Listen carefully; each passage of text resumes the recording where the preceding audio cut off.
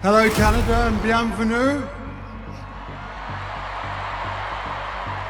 Today and for the next week, Warriors unite. This is the only legitimate project that Prince Harry has, the Invictus Games, the only thing that from start to finish is considered a success that people admire. I think that she's kind of smoothing the way a bit with the royal family because she knows that in 2027, she wants all eyes on her. She wants the royal family to be at the Invictus Games, and I think that for her, that is crucial because if we think about it, the Sussex's only real tangible value is their proximity to the royal family. So if she can kind of be the star of the Invictus Games in 2 years' time, that gives her another 5 years of press, of deals and money making. So it's all part of a grand plan, I think.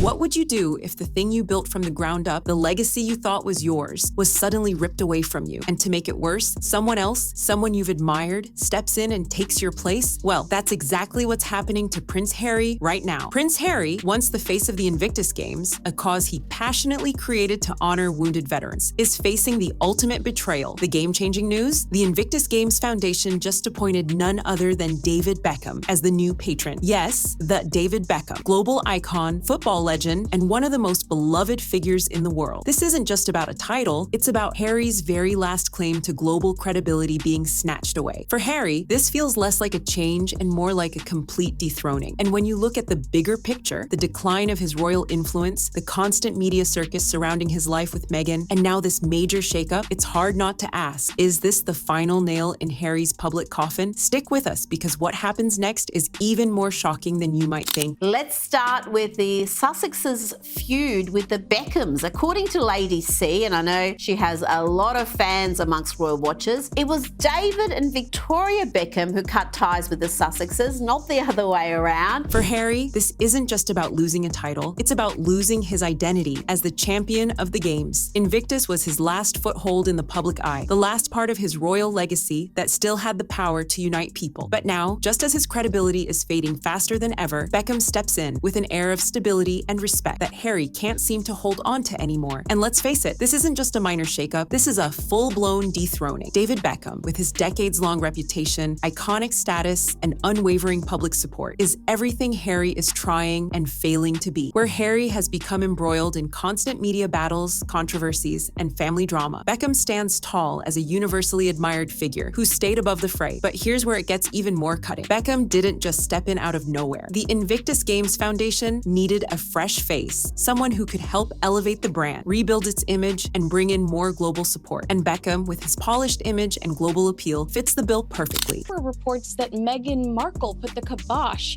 on David getting any photos with Prince Harry at Invictus because she felt like David and Victoria would outshine her in some way, so she wanted to make sure that they weren't photographed together and did. The real question is, why couldn't Harry stay in this role? Was it just a matter of fading star power, or was something bigger at play? In the span of just a few years, Harry's public persona has shifted dramatically. His reputation, once tied to the heroic work he did with Invictus, has been overshadowed by a series of increasingly messy media storms. From the controversial Oprah interview with Meghan to their ongoing feud with the rest of the royal family, it's been one PR disaster after another. The Invictus Games, a project Harry was so passionate about, became entangled in the chaos. What was meant to be a powerful, unifying event for veterans started to feel like an extension of Harry's personal drama. And while the Invictus Games continued to do good work, the public's attention was increasingly diverted from its noble cause to the Sussex's ever-growing scandal catalog. Now, Meghan has been pictured by the paparazzi whizzing around in her Range Rover while Harry is away in Germany to promote their Invictus Games. Now, some uncharitable souls have suggested here that this is Meghan's way of getting some of that spotlight because she doesn't like it when it's just Harry getting the attention. Surely that's not the case. But it wasn't just about the drama. Harry's global influence, the very thing that made him a natural fit to lead Invictus, began to slip away. As his royal connections weakened and his media deals fell apart, the world started to view him through a different lens. And when it came time for the Invictus Games Foundation to choose a new patron, who was the obvious choice? David Beckham, a man who who's managed to remain in the public's good graces for decades. Beckham, unlike Harry, hasn't been involved in scandal after scandal. He's maintained his image as a devoted family man, an international icon, and someone who doesn't bring unwanted drama to the table. Beckham didn't need to rely on old headlines or fading royal ties. He had universal appeal across generations, cultures, and even political divides. And that's exactly what the Invictus Games needed. But this wasn't just about a shifting of priorities, it was about a complete collapse of Harry's public persona. The contrast couldn't be starker. While Beckham elevates any cause he's associated with, Harry's presence has become a distraction. What was once a cause of hope and unity for veterans became tangled in the web of Harry's personal war. So, what went wrong? Was it his royal departure? Was it his increasing focus on private, multi-million-dollar deals rather than public service? Or did it have something to do with Meghan Markle and the larger narrative surrounding them both? I think people think she's vapid. We are still seeing Harry pursue charity and philanthropy while Meghan is grinding and bumping to Beyonce. So I do think that she's going to pursue that celebrity lifestyle. Beckham's transition from football icon to global humanitarian isn't just impressive, it's seamless. While Harry's narrative has been defined by constant turmoil, Beckham's life after football has been marked by purposeful choices that allowed him to build a legacy far beyond the soccer field. From his UNICEF ambassadorship to his work on global charity campaigns, Beckham's commitment to social causes has been consistent and deeply rooted. Unlike Harry, Beckham hasn't made headlines for the wrong reasons. His marriage to Victoria, his dedication to family, and his ability to keep his private life largely out of the public eye have given him a level of trust that Harry can't seem to find anymore. People admire Beckham because he just works. He's a man of action, not drama, and when he says he's going to do something, he delivers. Yeah, I always get emotional talking about anything that I do with our royal family because I've always been a huge royalist. I was brought up in a family, in a household that adored and loved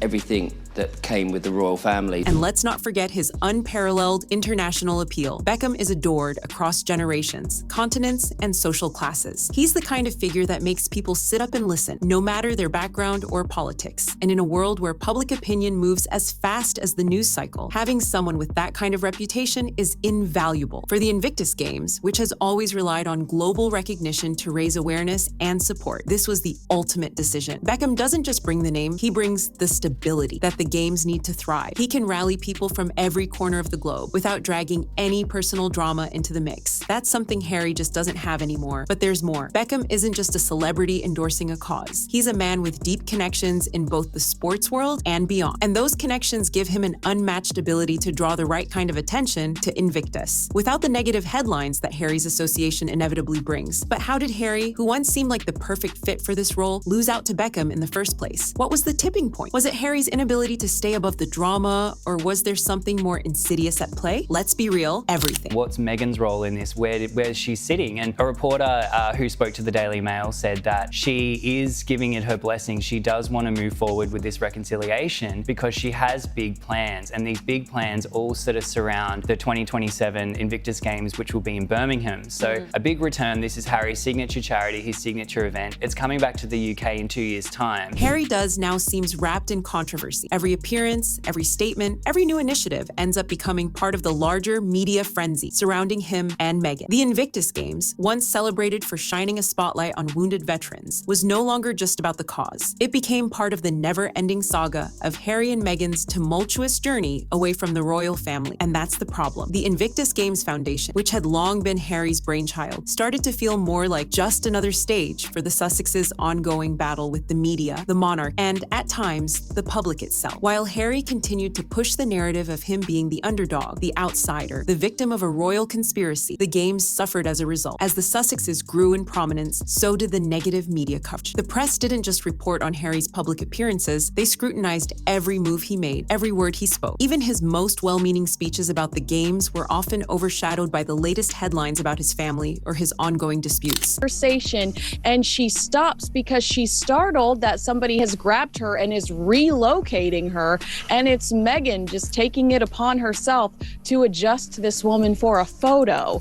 I have to tell you that so far is my favorite video from Invictus. The Invictus Games, meant to be a beacon of hope, became entangled in his personal saga. This constant media spotlight began to take its toll. The Invictus Games, designed to honor those who've sacrificed so much, now seemed to be drowning in controversy. And it wasn't just about the Sussexes themselves, it was the people they were linked to. Harry and Meghan's decisions to surround themselves with controversial figures, many of whom were tied to the world's most disputed circles, became part of the narrative too. Let's not forget the scrutiny surrounding Meghan's past, the whispers of her associations with figures like Ghislaine Maxwell, and the wider Epstein scandal began to creep into every conversation about the Sussexes. While there's no concrete proof linking Meghan directly to Epstein's circle, the proximity to those who were deeply involved raised eyebrows. And in an era where public perception can make or break reputations, this became a major distraction for Invictus. King Charles is reportedly growing wary of Prince Harry and Meghan Markle, with royal insiders suggesting that there may be an ulterior motive behind Harry's kind of moves to potentially patch up the relationship with his father. Every meeting and every sort of repatriation with Harry carries a huge risk because every conversation could end up in a podcast or a book, and there's no confidentiality clearly around what's being shared with them and Harry and Meghan. So the Invictus Games were supposed to be a unifying force, something that transcended the drama of the royal family. But when the face of the event is also the face of unresolved personal chaos, the mission starts to lose its power. The games were becoming more about Harry than the heroes they were meant to highlight. So when the Invictus Games Foundation made the decision to appoint Beckham, it wasn't just about a change in leadership. It was a desperate attempt to refocus. They needed someone who could carry the mission forward without the baggage. And Beckham, he was free of all that noise. But this raises another question. Was the Invictus Games Foundation ever fully aware of the personal costs of Harry's involvement, or did they underestimate how much it would eventually impact the cause they loved? Meghan's influence goes deeper than we think. While Harry's focus was on Invictus, Meghan's strategic rise to fame has cast a shadow over everything they touch. Her past associations, especially with controversial figures, have tied their brand to constant media distractions, leaving Harry's legacy on shaky ground. Meghan's rise wasn't just a natural evolution, it was calculated. She used every connection to climb, from Hollywood elites to international power players. But these circles weren't always as clean as her public image. Her ties to the likes of Epstein's network have raised uncomfortable questions. Questions that follow her and Harry wherever they go. Her efforts to erase evidence, scrubbing social media, deleting old photos, only made people more suspicious. So embedded with this amazing Invictus Games thing that he had invented, that,